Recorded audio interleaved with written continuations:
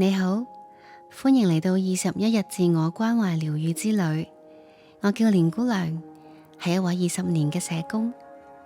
過去咁多年，我陪過好多個靈魂行過困難嘅路。我好開心今日可以陪你一齊開始呢段旅程。或者你已經習慣咗對自己苛刻好多年，或者你成日對朋友好溫柔，對自己就好嚴格。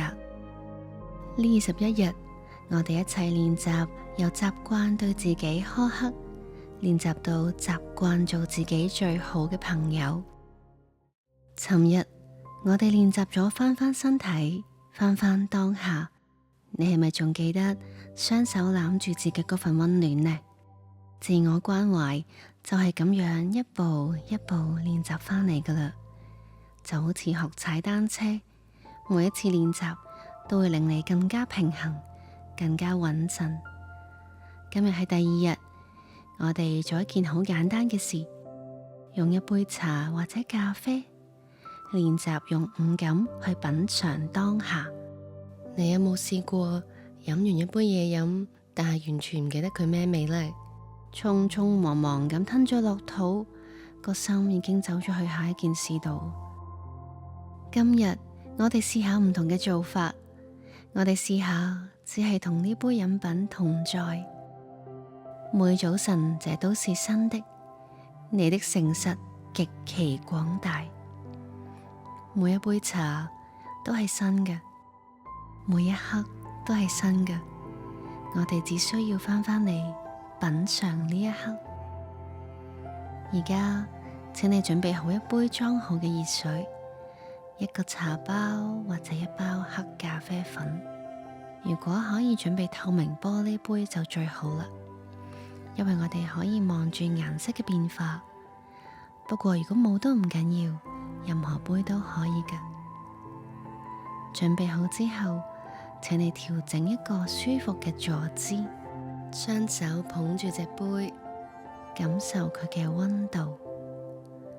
如果覺得安全，你可以輕輕眯埋雙眼，或者保持柔和嘅視線目光。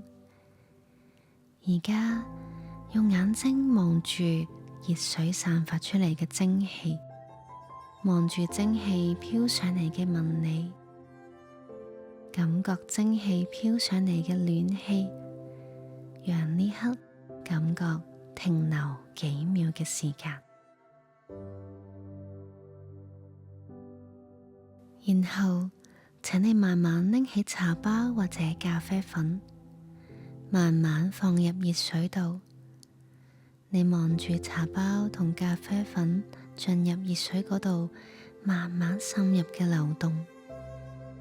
望住熱水慢慢由小部分染色嘅紋理展開嚟，染成深色。如果你用咖啡粉，你可以望到水面嘅油脂同埋光澤。你可以留意顏色嘅變化，由淺到深，由透明到濃郁，就好似呢一刻慢慢咁展開。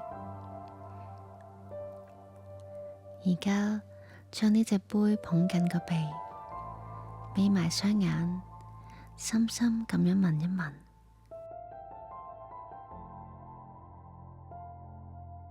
慢慢吸氣，慢慢呼氣。唔知你聞唔聞到係咩味道呢？有冇茶葉嘅清香同埋咖啡嘅烘焙味呢？有冇一啲你之前冇留意到嘅層次呢？而家感受下雙手捧住隻杯嘅感覺。杯身係溫暖定係有啲辣手？杯嘅耳仔係涼爽定係都有啲溫暖？感受呢個溫度，由隻杯傳去你嘅手心，再傳去你嘅心口，感覺呢份溫暖。而家你可以輕輕合一小啖飲品，但係唔好吞住喎，讓呢啖飲品停留喺口腔裏面幾秒，感覺呢個溫度同周圍環境嘅對比，再聽下有冇咩聲音，茶或者咖啡喺口入面嘅聲音，或者係環境嘅寧靜嘅對比。而家可以慢慢吞落去，感受飲品經過喉嚨嘅感覺，係順滑嘅，定係有少少澀？飲完之後，個口留住咩味道？係回甘，係香濃，定係淡淡嘅餘韻呢？而家你可以再飲一啖，呢一啖俾自己完全沉浸喺個味道裏面，就好似呢一啖茶或者咖啡，就係你全個世界咁樣。你都喺度，呢杯茶都喺度，讓我哋一齊好好享受呢一刻。呢個練習就嚟完結啦，輕輕提醒自己，你嘅呼吸無時無刻都喺度。當生活好匆忙，好多嘢要處理嘅時候，你可以記起今日，停一停，斟杯茶，翻返嚟呢一刻。今日嘅練習就到呢度啦。你啱啱用咗幾分鐘同自己同一杯茶靜靜咁相處，呢個就係正念或者靜觀啦。唔使去好遠嘅地方噶，只需要翻到嚟呢一刻。